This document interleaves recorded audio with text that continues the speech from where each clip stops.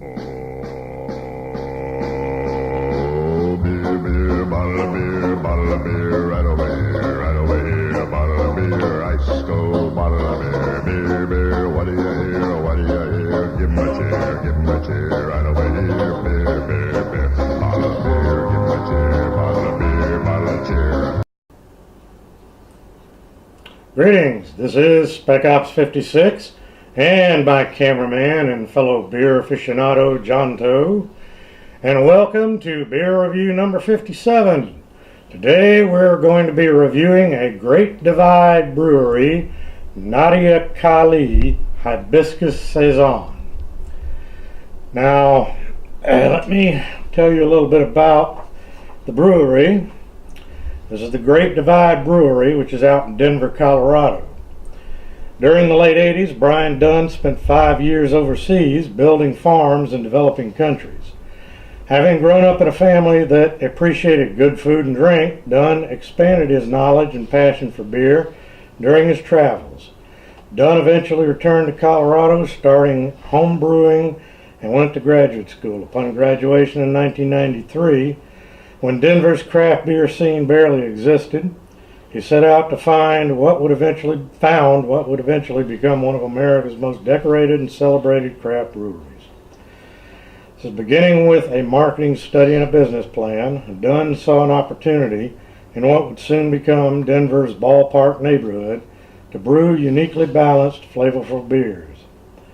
With financial help from family, friends, and a loan from the city of Denver, his dream of brewing commercially became reality in 1994. Since 1994, we've brewed all sorts of exciting beer styles, added lots of brewing capacity, and we've assembled a great staff. We brew by a simple philosophy. Let's do our part for the environment and run our business responsibly while giving back to our local Denver community. Whether it's donating our time, our beer, or working to brew with greener initiatives, here at Great Divide Brewing Company, we are passionate about our environmental and social responsibility. Some of our environmental initiatives include donating our spent grain to a local cattle farm, using recycled 12-ounce bottles from a Colorado plant, recycling all of our cardboard and glass, and capturing hot water created during the wort cooling process for future use. Similarly, our 6-pack carriers are 100% recycled paper board, and our outer boxes are 50% post-consumer recycled material. We also keep throwaway packaging to a minimum, as 40% of our production is draft beer. Additionally, all of our employees are provided with eco passes, whatever that is, to help reduce our individual footprints. Can't talk today. Now a little about the beer. Nadia Hibiscus Saison. Nadia is an inspired Saison with cross-cultural influence. Nadia's ruby pink glow comes from a generous infusion of hibiscus. White ginger root gives it a subtle spice and hint of woodsy maturity, and lemon peel adds a citrus tartness to keep you on your toes. Full of complexity and intrigue, this unfiltered beauty will show you just how deceiving looks can be. Has an ABV of 6.3%. And food pairings they give is Eggs Benedict, pan-cooked soft-shell crabs with papaya and lime, prosciutto wrapped melon, fenugreek Gouda, and pineapple pancakes. Yeah, I think I'll pass on the pineapple pancakes. All right, now this is one of those beers that we got off the clearance shelf at Total Wine and More a while back, and this one does have a Best Buy date on it, and I can tell you that it is about 3 months past its Best Buy date. So whether or not it's still good, we don't know yet. If it is a seasonal beer, so if it is like that red velvet one and it turns out that it's too far past and it's flat and obvious, then when it comes back in next season, I'll get another one. We'll do it again. But until then, here is the bottle cap so that the guy knows that we're professionals. And let's go ahead and pop it with the trusty K-bar bottle. Okay. Well, so far so good. It looks like it still has its carbonation.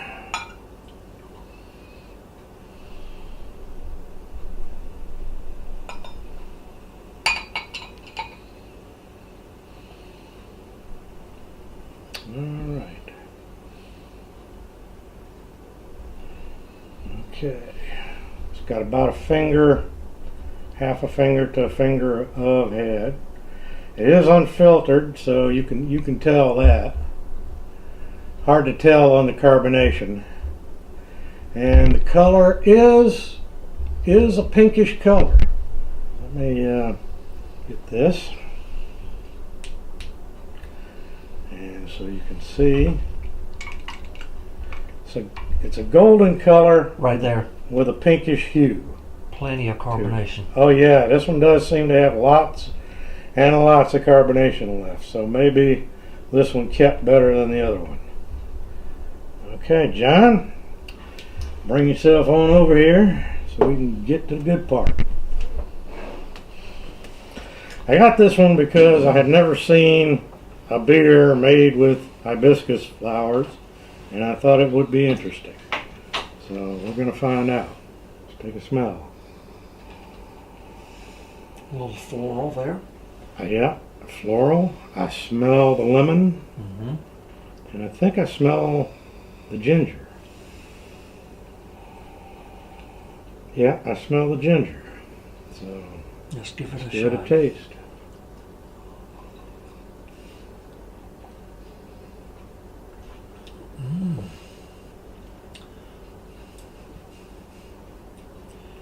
I taste the ginger right off the bat, I taste fruitiness. and I taste some fruitiness Mm-hmm. on the back end. A little pinch of dryness at the end. Just a little. Yeah, you're right. It does have a dryness. It's not a sweet. It's not a sweet beer, Mm-mm. but it's not a bitter beer either. Oh no. I'd enjoy this one. It still has plenty of carbonation. Mm-hmm. Lost the head rather quickly, It but did. didn't change the flavor a bit. It's good. Yeah.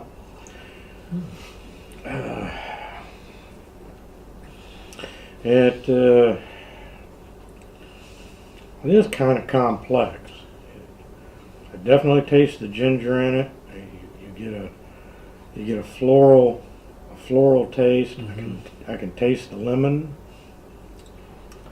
and it is definitely dry. Definitely dry at the end, Just a little. Just enough. but it's not bitter. Mm-mm. No bitterness at all.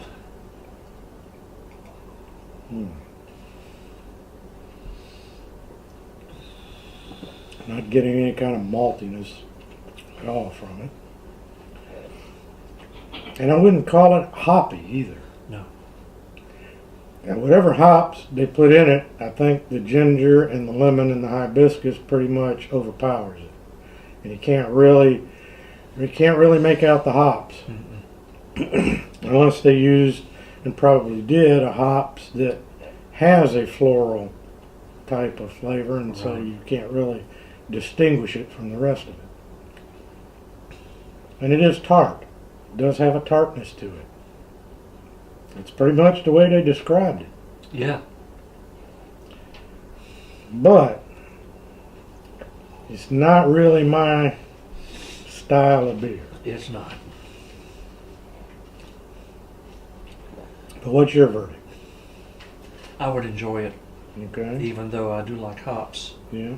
Uh, Well, this is sort of hop-like, yeah, with the citrus and the floral.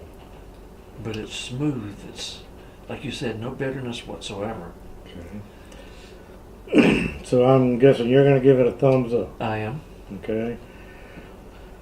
Because it's not my style of beer. It's not the kind of flavors I like in a beer. I would prefer it if it had some malty sweetness to it. Mm-hmm. Then I could give it a thumbs up. But I wouldn't give it a thumbs down. So this one I have to give one of these. Okay. You know, if you gave it to me, I would drink it. You know, I wouldn't spit it out, wouldn't throw it away. But I probably wouldn't go buy one again for myself. So we got one thumbs up and one neutral. So I have to say, though, I am impressed by the fact that so long after, you know, it was its brew date was last year, and like I said, its best by date was about 3 months ago, and I have to give them credit for the fact that it lasted past its best by date that long, and it still seems to be perfectly fine. So this was beer review number 57. We're getting ready to do number 58 here shortly. So until then, we will see you at the next beer review.